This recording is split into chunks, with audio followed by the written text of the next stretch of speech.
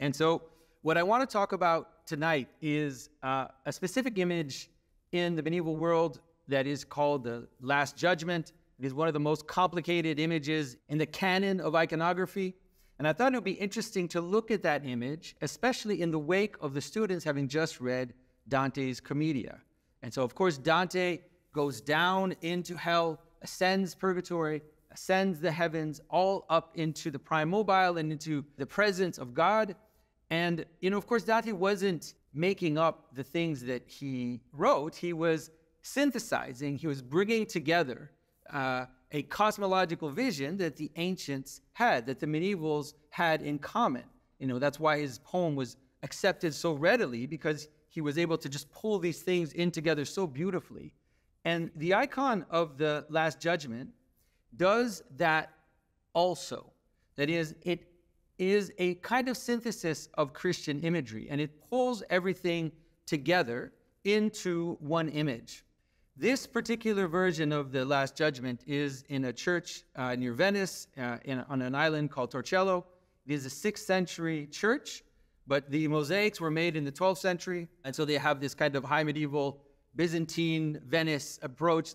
Some of the images in Venice would have been in the same style as well. Some of the images that you find in Sicily also, for example, would be similar in style.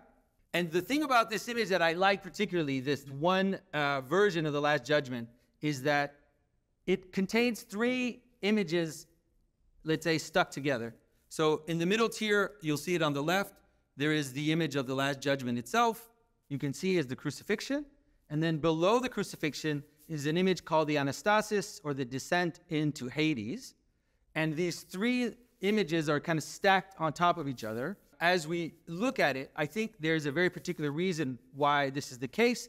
And those 3 together will help us understand what it is that this image of the Last Judgment, what can it tell us today, right? Is it just this very strange, weird images of people getting devoured by worms, and everybody loves to look at the devils, especially, all these kind of strange figures of angels and demons, and, what is going on in this? Or does it have something to tell us? And I do believe that it does.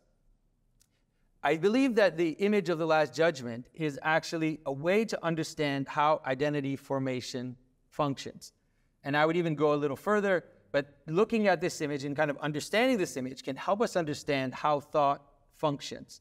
That is, how it is that we come to bring things together and how it is that they break apart, right? This problem of attention, how it is that we're capable of having attention and how it is that our attention dissipates is contained in this structure. And all the weird things about it, once we understand that, we can see how the Last Judgment is not just something that happens at the end, but it is a perpetual reality. It is basically an image of how reality functions. And it's not arbitrary to think that that would be the case, because it is an image of the end. And you have to remember how the ancients thought of the end of something. It's not just the moment when the time runs out, but it is the moment that shows you the reason for everything that came before, right? We still use that way of speaking today, right? What is our end? That is, what is the purpose? What is the reason why we're doing things? And so the ancients would have understood the Last Judgment as being a culmination, right? As a kind of synthesis of all things towards their purpose. You could say towards their purpose, you could say towards their identity, towards what it is that they are, and how it is that we discern what things are. It sounds very abstract at the outset, but you'll see that once we get into it, it's not so difficult. Now, one of the things to understand is that in church architecture in the Middle Ages, the images were placed very deliberately. It wasn't accidental, the reason why we put certain images in certain places. And in this case, it's quite simple.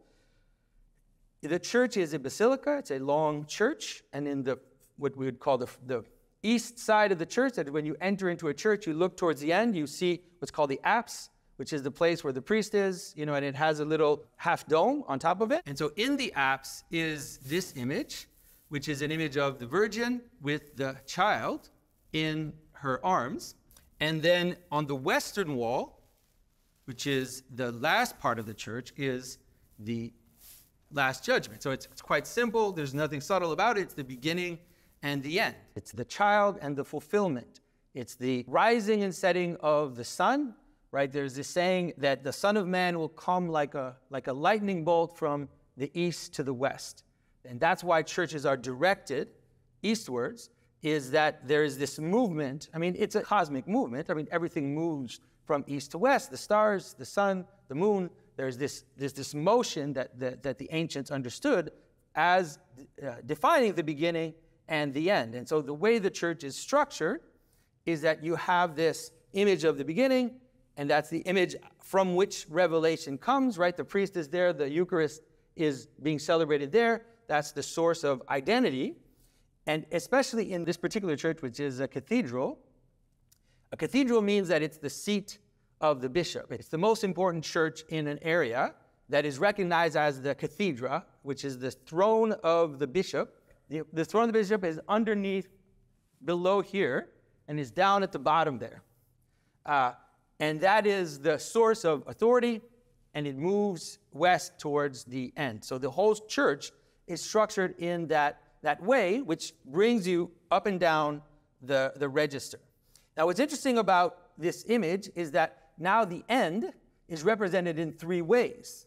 It's represented as the end of Christ, that is the end in the sense of the crucifixion, right? It's represented as the end in a different way, which is what we call the harrowing of Hades, where Christ goes down into death and saves the people that are caught there. And it's, of course, represented as the last judgment itself, which is now the finality of all things. And this is also a way to help understand how the medieval cosmos, or how medieval people thought about the world. They all fit into each other. That is, what's happening in one image is repeated in the other. And what's happening in one image is contained in the other image. It's like a little fractal bundle where things are just inserted into each other so that you get this unfurling of reality in this way. A little example to start with, you'll start to get used to it as we move into the image, is that the crucifixion is, of course, Christ dying on the cross, his mother on his right side, St. John the Evangelist on his left side, and then underneath him, there's this weird little image. If you look at underneath his feet, so that's a skull, and it's the skull of Adam. So you can see the blood of Jesus is coming down his feet and coming down his body and is dripping down onto the skull of Adam. So there's a whole legendary mechanism to understand why the skull of Adam was there and everything. That's not that important. What's mostly important is to understand the relationship that is happening there, which is that Christ on the cross is redeeming Adam. He is the new Adam.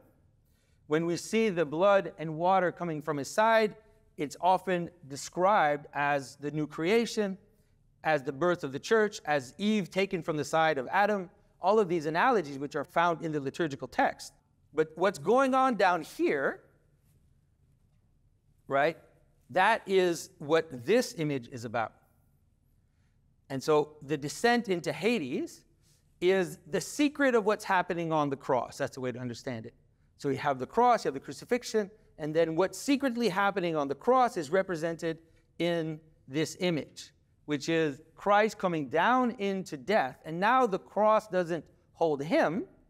He holds the cross as a standard, almost like as a weapon, as this thing that he's conquered, actually. And he is going down into death, and he is grabbing Adam and Eve. That's who he's going to get. So the two old people that you see are Adam and Eve, and then there are different people represented in different ways, the kings, King David and King Solomon, and then St. John the Baptist, who is pointing to him and who it was just there before. And then what you see are the dead, right? All these dead people in their tombs that are rising up, right? That they're coming into this moment where Christ is bringing everybody out of death.